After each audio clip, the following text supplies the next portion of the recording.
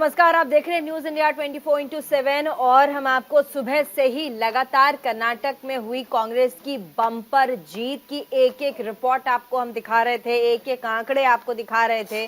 और साथ ही जिस तरीके से कर्नाटक में कांग्रेस ने बम्पर जीत दर्ज की है उसके पीछे का कारण, साथ ही बीजेपी के हार के कारण के बारे में भी हम बातें कर रहे थे। लेकिन अभी शुरुआत हम करेंगे बड़ी खबर के साथ। बड़ी खबर आपको बता दें, कांग्रेस ने 134 का आंकड़ा छू लिया है, जो कि हम लगातार आपको बता रहे हैं।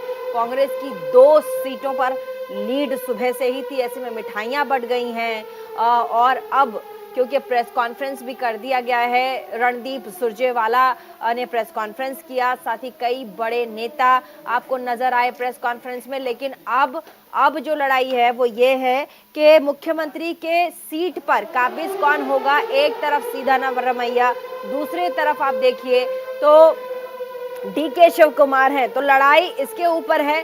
साथ ही जिस तरीके से मैं लगातार कह रही हूँ कि जिस तरीके से शानदार जीत और क्लीन स्वीप की अगर हम बात करें वो कर्नाटका में कांग्रेस ने किया है, इसके क्या क्या मायने हैं। साथ ही कांग्रेस की इस जीत को आगे कहा जा रहा है कि कांग्रेस के कार्यकर्ताओं के लिए ये टॉनिक का काम करेगा। कई बड़े बड़े मुद्दे रहे जिनको भुनाने की कोशिश बीजेपी ने की थी। कहा यह भी जा रहा है, जो बड़े बड़े पॉलिटिशियंस हैं, राजनीतिज्ञ हैं, उनका कहना है कि 3-4 बड़े बड़े मुद्दे रहे, जैसे कि लोकल ग्राउंड पर इस पूरे के पूरे चुनाव को ना लड़ना। साथ ही ये भी कहना कि ये पूरा का पूरा नेशनल मुद्दों पर पूरे राज्य के चुनाव को लड़ना, ये पूरा ही जो है वो कर्नाटक चुनाव के फेवर में नहीं गया, बल्कि कर्नाटक चुनाव के इतर बीजेपी के नेगेटिव में गया। हमारे साथ आज बात करेंगे इस पूरे मुद्दे पर। हमारे साथ होंगे प्रखर सिंह, होंगे प्रवक्ता कांग्रेस के, आलोक वत्स नेता बीजेपी के पी मलिक वरिष्ठ पत्रकार हमारे साथ, निरंजन पोद्दार राजनीतिक विश्लेषक होंगे। तमाम लोगों का बहुत बहुत स्वागत। शुरुआत करेंगे, केपी मलिक साहब हमारे साथ वरिष्ठ पत्रकार हैं।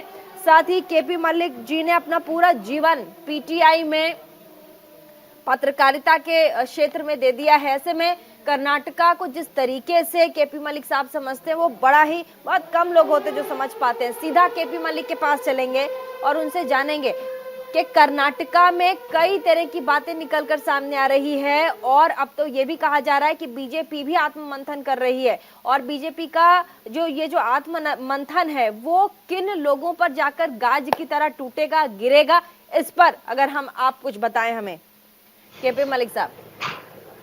देखिए प्रीति, अगर हम कर्नाटक की बात करें कि वहां पे भारतीय जनता पार्टी की सरकार थी और अभी कांग्रेस पार्टी बहुत अच्छे मतों से जीती है, लेकिन हमें ये नहीं भूलना चाहिए कि अभी मत प्रतिशत बहुत ज्यादा कम भारतीय जनता पार्टी का नहीं हुआ है।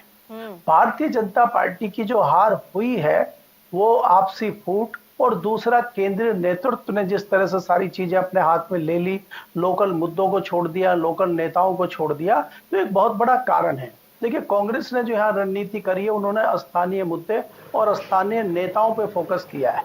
अगर आप चुनाव से एक दिन पहले की बात करें, तमाम अखबारों में जो विज्ञापन दिए गए उसमें भाजपा ने प्रधानमंत्री के फोटो, राष्ट्रीय अध्यक्ष के फोटो और इस तरह के फोटो लगाए, जबकि कांग्रेस ने अपने जो स्थानीय 2 बड़े नेता थे उनके, सिद्धारमैया और डी शिव कुमार के फोटो लगाए।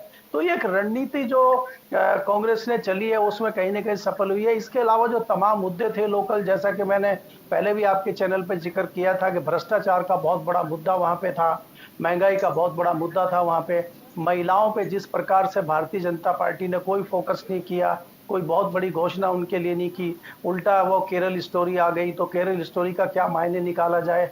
तीसरा जो बजरंग दल वाला मामला था वो उल्टा भारतीय जनता पार्टी पे पड़ गया। और लास्ट में मोदी जी ने जिस तरह मामले को संभाला, तो मोदी जी एक लेवल तक चीजों को कंट्रोल कर सकते हैं, पूरा ही चुनाव कंट्रोल कर लें वो उनके हाथ में नहीं है। जब तक आप स्थानीय नेताओं, स्थानीय कार्यकर्ताओं के कंट्रोल में चीजें नहीं होंगी। आपने देखा कि 3 जगह 4 जगह बटे हुए थे भाजपा के लीडर, उनमें आपसी लड़ाई भयंकर थी, तो उसका फायदा कहीं ना कहीं कांग्रेस को यहाँ मिला है। ठीक है, हमारे साथ प्रखर सिंह है, प्रवक्ता हैं कांग्रेस के। प्रखर सिंह जी। सबसे पहले तो आपको बहुत बहुत बधाई, आपकी पार्टी ने क्लीन स्वीप किया है कर्नाटका में। ऐसे में बहुत तरीके की बातें हो रही हैं, खुशी का लहर है आपकी पूरी पार्टी में, लेकिन इसे बीजेपी कह रही है, बीजेपी के कई जो लीडर्स हैं उनका कहना है कि ठीक है आप जीत गए, उसकी पूरी पूरी बधाई, लेकिन ओवर कॉन्फिडेंस में अभी और भी चुनाव हैं, उसके लिए सिर्फ कर्नाटका को बेस बना करके आगे की रणनीति तय नहीं हो जाती, बहुत आसान नहीं है डगर। क्या आपको लगता है कर्नाटका जीत लेना आगे की डगर के लिए एक रास्ता खोल देने जैसा है? देखिए, सीधा जनता का जनादेश है और आज जो कर्नाटका का रिजल्ट आया उससे बीजेपी के लिए साउथ गेट पूरा बंद हो चुका है और ये आने वाले आगामी चुनाव में नाम आने हैं उसकी पहली दखल है। देखिए, हमने जनता के मुद्दे पर चुनाव लड़ा, हमने बेरोजगारी के खिलाफ चुनाव लड़ा, हमने करप्शन के खिलाफ चुनाव लड़ा और जनता मन बुना चुकी थी। देखिए, जब भी आप जनता के लिए चुनाव लड़ेंगे, जनता के मुद्दों पर चुनाव लड़ेंगे तो हमेशा जनता आपका साथ देगी। अच्छा, ये नफरत फैला रहे थे, हम प्यार फैला रहे थे, ये बजरंग बली की बात कर रहे थे, बजरंग बली ने इनको दंड दिया। एक तरफ बजरंग पुनिया जैसे पहलवान हमारे देश की शान वहां पर बैठे हुए हैं देश की बेटियों के लिए, और वहां ये बजरंग पुनिया और उन बेटियों के लिए कोई भी न्याय की स्थित परिणाम नहीं दे रहे हैं। देखिए, जैसे कि आपने देखा कि हमने कहा कि महिलाओं को हम रोजगार देंगे, बेरोजगारी के खिलाफ हम लड़ेंगे, लोकल बिजनेस को बढ़ाएंगे, तो जनता ने हमें जनादेश दिया। ठीक है, हमारे साथ पोद्दार साहब भी हैं, राजनीतिक विश्लेषक हमारे साथ, पॉलिटिकल एनालिस्ट पोद्दार साहब। आप पूरे कर्नाटक के चुनाव को किस चश्मे से देखते हैं? हालांकि आपने, माफ कीजिएगा, चश्मा पहना हुआ है, लेकिन वो लेंस कैसा होगा, कैसे देखेंगे आप इस पूरे के पूरे कांग्रेस की जीत को, कैसे देखते हैं आप? देखिए प्रीति, अगर मैं कर्नाटक के चुनाव का विश्लेषण करूं तो दो तीन चीजें इसके अंदर आपको महत्वपूर्ण नजर आएंगी। सबसे पहली बात तो जिस तरीके से कर्नाटक को एक लत लगी हुई है कि हर 5 साल के अंदर सरकार परिवर्तित करके वो अपना मत देते हैं, सरकार के परिवर्तन के लिए मत देते हैं, तो कदाचित कर्नाटक जो है अपनी उस आदत को छोड़ नहीं पाया, उसी आदत के अनुरूप कर्नाटक ने व्यवहार किया। पहली बात तो ये है। दूसरी बात, अगर यहाँ पे हम करें एंटी इनकम्बेंसी और जिस तरीके से भारतीय जनता पार्टी की कमियां जिस तरीके से गिनाई जा रही थी इन चुनावों के अंदर, या गिनाई जा रही है कि भाई 40% की सरकार और भ्रष्टाचार का मुद्दा और ये तमाम सारी चीजें, जितने भी आक्षेप लगाए जा रहे हैं, देखिए प्रीति, आप इस चीज को समझिएगा कि भारतीय जनता पार्टी का जो वोट परसेंटेज था, वो वोट परसेंटेज आज भी उतना स्थायी है। आज भी वो वोट परसेंट के अंदर भारतीय जनता पार्टी को कोई कमी नहीं आई है। चुनावों के अंदर भारतीय जनता पार्टी से मेरे को ऐसा लग रहा है कि कहीं कोई त्रुटि हुई है, तो वो त्रुटि हुई है जेडीएस के बारे में इनका जो मूल्यांकन था, वहां जाकर के कहीं ना कहीं भारतीय जनता पार्टी के अंदर, भारतीय जनता पार्टी की रणनीति में थोड़ा सा एक मेरे हिसाब से कुछ ना कुछ कमी रही है। और तीसरी सबसे बड़ी बात, जैसे अभी जो मेरे से पूर्व जो वरिष्ठ पत्रकार हैं, उन्होंने जिस तरीके से कहा कि भारतीय जनता पार्टी की जो वहां पे आपसी गुटबाजी और आपसी कलह जो थी, और पिछले कई दिनों से वहां पे एक, आप ये मान के चलिए कि आरोप लगाए जा रहे थे कि भाई इस तरीके से भ्रष्टाचार में लिप्त सरकार है, 40% की सरकार, और जनता को भी कदाचित ये परसेप्शन समझ में आ गया कि भाई इस सरकार को बदलना चाहिए। तो इसलिए मुझे ऐसा लग रहा है कि जो 6-7% वोट जो जेडीएस का टूटा है और वो जो भारतीय कांग्रेस की तरफ वो शिफ्ट हुआ है, कहीं ना कहीं ये जो लैंडस्लाइड विक्ट्री जो है, ये कांग्रेस को उस जेडीएस का वोट बैंक कांग्रेस के अंदर पैचअप होने की वजह से लैंडस्लाइड विक्ट्री मिली है। हमारे साथ आलोक वत्स जी भी मौजूद हैं। आपका बहुत बहुत स्वागत आलोक वत्स जी। आलोक वत्स जी, जैसा कि हमारे साथ पॉलिटिकल एनालिस्ट पोद्दार जी बैठे हैं, पत्रकार हैं केपी मलिक, और कांग्रेस के प्रवक्ता भी बैठे हैं। आलोक वत्स जी, ये कहा जा रहा है कि रणनीति की कमी इस पूरे के पूरे हार की वजह को देखना चाहिए। आपसी कलह की बात पार्टी के अंदर सामने देखने को मिली है, पार्टी के अंदर, जिसका परिणाम है कि कर्नाटका जैसा स्टेट, आप लोग जहां पर बीजेपी रूलिंग पार्टी थी, आप लोगों को कांग्रेस ने क्लीन स्वीप से हराया है। देखिए, हाँ, नथिंग सक्सीड लाइक सक्सेस। जब आदमी जीत जाता है तो सारी चीजें जो करता है सब ठीक हो जाती है, और जब हार जाता है तो जो कुछ भी उसने किया है उसमें त्रुटियां निकाली जाती हैं। कांग्रेस की ये दूसरी जीत है। 40 हार के बाद इन्होंने 2 जीत हासिल किया है। मुझे अभी पोद्दार साहब कह रहे थे, मैं उनकी बात से सहमत हूं कि वहां पर कुछ आंतरिक गुटबाजी लेकिन मैंने एक चीज इस चुनाव से सीख लिया है कि सिर्फ काम करने की बदौलत वोट नहीं मिलता, तो दाएं बाएं भी होना चाहिए।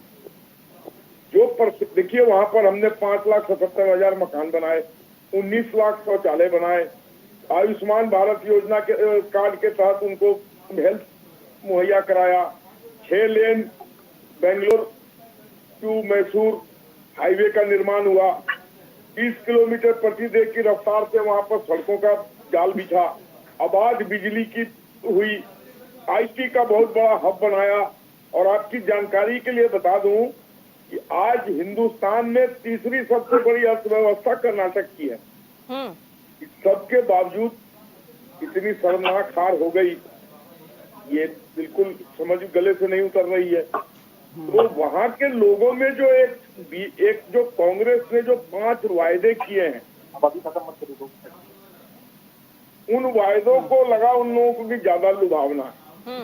हालांकि वोट परसेंटेज हमारा 36 था, आज भी 36 है, और इसी वोट परसेंटेज पर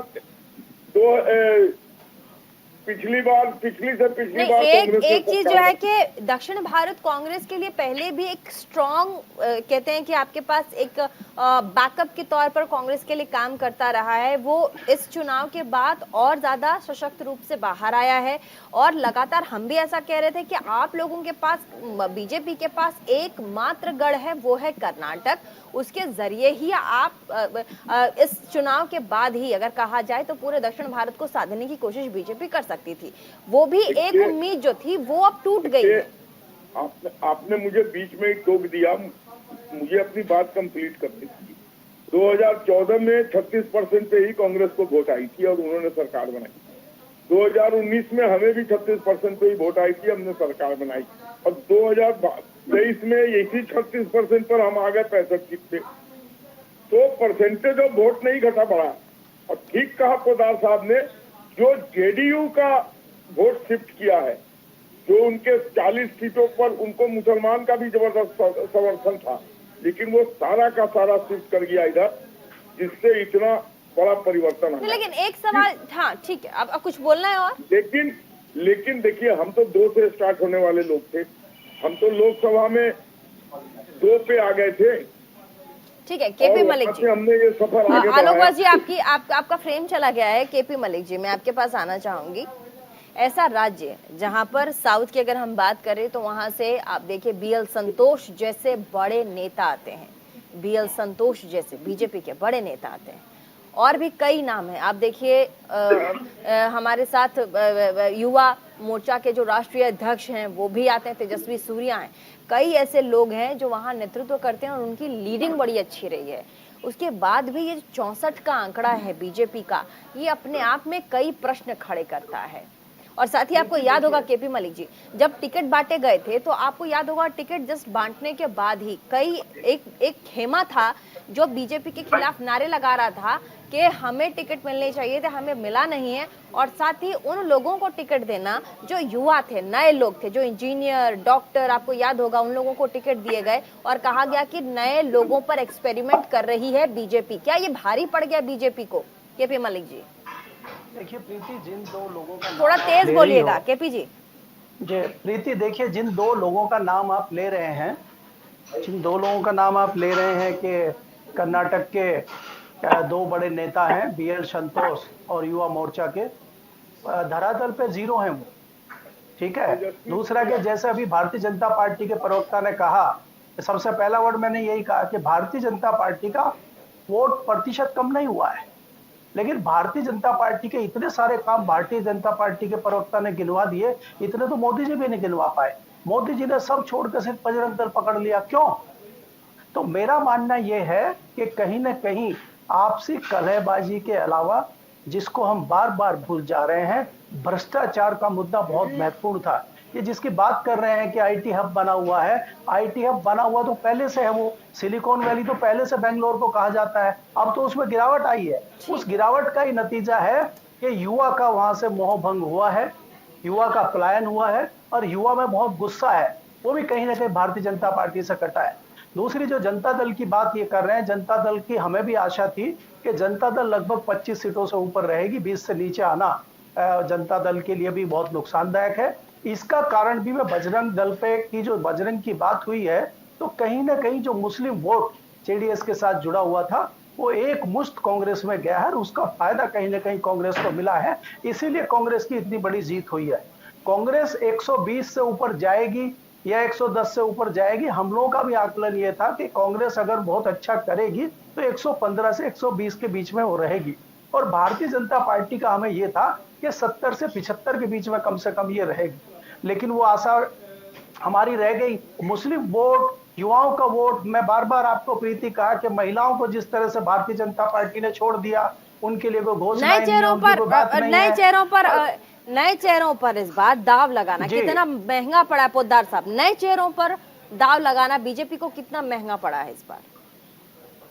देखिए प्रीति, बीजेपी का ये कोई पहली बार कर्नाटक के अंदर ऐसा नहीं है कि भारतीय जनता पार्टी ने नए चेहरों के ऊपर दाव लगा करके कोई अनोखा काम किया। भारतीय जनता पार्टी अक्सर इस तरीके का एक्सपेरिमेंट करती रही है। लेकिन जैसे अभी मेरे पूर्व वक्ता जो मलिक साहब कह रहे थे, मैं इन्हीं की बात को थोड़ा सा और आगे बढ़ाते हुए चलना चाहता हूं कि भारतीय जनता पार्टी कहीं ना कहीं रणनीतिक रूप से जो है कर्नाटक के अंदर, मेरे हिसाब से केंद्रीय नेतृत्व थोड़ा सा वहां पे उन्होंने संज्ञान लेट लिया और भारतीय जनता पार्टी का जो वहां का जो लोकल जो राजनीति है वो पहले सत्यानाश कर चुकी थी भारतीय जनता पार्टी के लिए। और उसके अंदर सबसे बड़ी बात क्या है कि रणनीतिक रूप से भूल मैं क्यों बता रहा हूं, आप एक चीज को आप थोड़ा सा ध्यान दीजिए। और वो रणनीतिक भूल ये है कि कहीं ना कहीं राजनीति में देखिए 2-2-4 नहीं होते हर बार, राजनीति में कई बार 2-5 भी होते हैं और कई बार 2-2-3 भी होते हैं। मैं ये बात क्यों कह रहा हूं? ये बात इसलिए कह रहा हूं कि इस बार MIM वहां पे केवल 2 सीटों के ऊपर चुनाव लड़ी है और भारतीय जनता पार्टी ने उस चीज के ऊपर गौर नहीं किया। दूसरी बात, जो PFI की जो एक राजनीतिक विंग है SDPI ने कांग्रेस, वहां पे कांग्रेस के लिए उन्होंने पहले वो 100 सीटों पे चुनाव लड़ने की बात कर रहे थे, उसके बाद में उन्होंने 100 सीटें छोड़ दी और केवल 18 सीटों के ऊपर कांग्रेस के साथ बातचीत करके उन्होंने चुनाव लड़ा। तो इससे क्या है कि जो मुस्लिम वोटों का जो बंटवारा है वो बंटवारा कहीं ना कहीं ना होकर के और वो सारा का सारा वोट एक साथ पोलराइज हो गया। तो कहने का तात्पर्य ये है कि भारतीय जनता पार्टी ने कहीं ना कहीं इस सारी जो रणनीति है इसको सोचने में और इसके बारे में अपना ध्यान आकृष्ट करने में कहीं ना कहीं मेरे हिसाब से चूक करी है। अगर भारतीय जनता पार्टी इन चीजों को देखती और इन चीजों का पहले से कोई तोड़ निकाल, तो प्रीति आज मेरे हिसाब से भारतीय जनता पार्टी इतनी बुरी तरह नहीं हारती। मेरा ये प्रखर सिंह जी, सीएम के सीट पर कौन काबिज होगा? 2 बड़े चेहरे हैं, सिद्धारमैया, दूसरी तरफ DK शिव कुमार। हेलो, मुख्यमंत्री के सीट पर कौन काबिज हो सकता है? एक तरफ सिद्धारमैया है, दूसरी तरफ DK शिव कुमार है। देखिए, ये तो विधायक दल पूरा तय करता है कौन चीफ मिनिस्टर होगा। अभी हमारी मीटिंग होगी और विधायक दल पूरा मिल करके तय करेगा कि कौन लीडरशिप पे रहेगा, कौन सीएम बनेगा। ठीक और है। देखिए, ये जो जनादेश आया है, ये जनता ने इनको मुंहतोड़ जवाब दिया है। इनके जो 40% की करप्शन वाली गवर्नमेंट है उसके खिलाफ। और आने वाले आगामी चुनाव में जो राजस्थान में हो रहा है, मध्य प्रदेश में हो रहा है, उसमें हम बहुमत की सरकार बनाने वाले हैं। और ये जो लड़ाई, जैसे आज के टाइम पर बहुत सारे लोग क्वेश्चन पूछते हैं कि आपस में कौन बनेगा, ये तो हमारे यहाँ देखिए विधायक दल की जो मीटिंग होती है उसमें तय होता है कि कौन। पोद्दार साहब कुछ कहना चाह रहे हैं, जल्दी से पोद्दार साहब। हाईकमान का कोई रोल होता है कि नहीं? प्रीति जी, हाँ जी मैं बात करूं? हाँ बोलिए। हाँ प्रीति जी, मैं सुबह से टीवी चैनलों के ऊपर और कांग्रेस के जो बड़े बड़े नेता हैं इनकी प्रेस कॉन्फ्रेंस में सुन रहा हूं। अभी थोड़ी देर पहले, 1 घंटे पहले रणदीप सुरजेवाला जी की भी मैं प्रेस कॉन्फ्रेंस देख रहा था। मुझे देख करके बड़ी वेदना होती है। हाँ। सुरजेवाला जी ये बात कह रहे थे कि कर्नाटक से जो है वो प्रजातंत्र मजबूत हुआ, प्रजातंत्र जीता है। हाँ। उनका शब्द था कि कर्नाटक के द्वारा कर्नाटक से प्रजातंत्र की जीत शुरू हुई है। तो मुझे एक चीज समझ में नहीं आई। देखिए प्रीति जी, मैंने जितना प्रजातंत्र की परिभाषा सीखी है वो ये है कि प्रजा के द्वारा चलाया जाने वाला तंत्र प्रजातंत्र होता है। अगर सुरजेवाला जी की परिभाषा अगर ये है कि कांग्रेस जीतती है तो प्रजातंत्र, और अगर कोई अन्य पार्टी को चुन करके भेजे तो प्रजातंत्र की हत्या, तो मेरे को तो ये चीज समझ में नहीं आती। मुझे एक चीज और बताइए आप। ठीक है आलोक वत्स जी। देखिए, ये लोग एक छोटी सी जीत हुई है, उस पर ये पूरे हिंदुस्तान का नक्शा बदलने की बात कर रहे हैं। प्रजातंत्र की बचा दिया, प्रजातंत्र लोकतंत्र खतरे में आ गया था। 19 राज्यों में आज बीजेपी की सरकार है, वो भारतीय जनता की द्वारा ही प्रदान किया हुआ है। कोई हमने उसको लूट खसोट में नहीं लिया है। ठीक है, एक जगह हमसे चूक हो गई, उसका हम मूल्यांकन करेंगे, उसको ठीक करेंगे। मैंने कहा ना कि अगर कोई आदमी जीत जाता है तो समरथ के नहीं दोष गोसाई।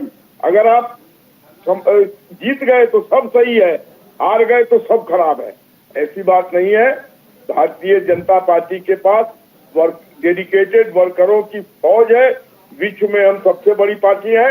और आप भूलिए मत, हम तो 2 पे आ गए थे और 2 से हम 303 पर चले गए हैं और 2024 में हम 400 पार भी जाएंगे। केपी मलिक साहब, ये टॉनिक का काम करेगा। मैं बार बार यही कह रही हूँ कि एक जो मोटिवेशन होता है जब पार्टी जीतती है, हार से सीख लेने वाले लोग हैं। ठीक है, जब पार्टी जीतती है तो कोई भी पार्टी के लिए वो मोटिवेशन का काम करती है। मैं बार बार कह रही हूँ कि क्या पूरे कांग्रेस के लिए 2024 के लिए कर्नाटका की जीत ये छोटी जीत नहीं है, बड़ी जीत है, ये मैंडेट है और इसे आपको इसका आभार करना पड़ेगा क्योंकि जनादेश आपको चाह रहा है। क्या ये टॉनिक का काम करेगी आने वाले समय में कांग्रेस के तमाम लोगों के लिए? क्या कांग्रेस इस पूरे जनादेश को कैश कर पाएगी? देखिए प्रीति, अगर आप देखें कि कांग्रेस जिस तरह से काफी समय से बैकफुट पे थी और भारतीय जनता पार्टी आक्रामक रूप से चुनाव लड़ती है, सिस्टमेटिक चुनाव लड़ती है, ग्राउंड पे बहुत मेहनत करती है, उसके सामने कांग्रेस परास्त होती दिखती थी। हाँ। लेकिन पिछले दिनों जिस प्रकार से भारतीय जनता पार्टी चुनाव में, हालांकि ये बहुत अच्छा प्रदर्शन कर्नाटक में भारतीय जनता पार्टी की न रणनीति दिखी न उनके वायदे दिखे, और इस पे कांग्रेस ने जिस सिस्टमेटिक तरीके से चुनाव लड़ा है उसमें कहीं ना कहीं ये कांग्रेस के लिए संजीवनी का काम करेगा 2024 के लिए। इसके अलावा सबसे महत्वपूर्ण इसलिए प्रीति हो जाता है कि साउथ में जहां भारतीय जनता पार्टी बहुत बड़ी आशा लगा के बैठी हुई थी कि कर्नाटक में अगर हमारा वर्चस्व हो जाता है तो आसपास के जो दूसरे राज्य हैं जैसे तेलंगाना है, तमिलनाडु है, या उसमें भी थोड़ा बहुत हम कुछ न कुछ कर लेंगे। तो वो आशा अब जो है निराशा में बदल गई है भारतीय जनता पार्टी की, और कांग्रेस का जो ये मनोबल बढ़ा है, कांग्रेस को जरूर इसका फायदा इसलिए होगा कि कांग्रेस अलाइज के साथ बात करेगी तो वो आगे बढ़ के बात कर सकती है, क्योंकि उसको लगेगा। ठीक है, बहुत बहुत शुक्रिया तमाम मेहमान, ज्यादा समय नहीं है हमारे पास। बहुत बहुत शुक्रिया तमाम मेहमान हमारे साथ आए और आपने देखा कैसे कर्नाटक के इस रण में जिस तरीके से चीजें बदली हैं, जिस तरीके से कांग्रेस के फेवर में चीजें गई हैं, ये अपने आप में बहुत कुछ कहता है। सामने आने वाले दिनों में, आने वाले महीनों में कई बड़े चुनाव हैं, राज्य के विधानसभा चुनाव है, साथ ही अगले साल लोकसभा चुनाव है। 2 बड़ी पार्टियां देश की इस वक्त आमने सामने खड़ी है। लोकसभा में क्या कुछ होगा, उससे पहले राज्यसभा के चुनाव में क्या कुछ होगा, ये देखने वाली बात होगी।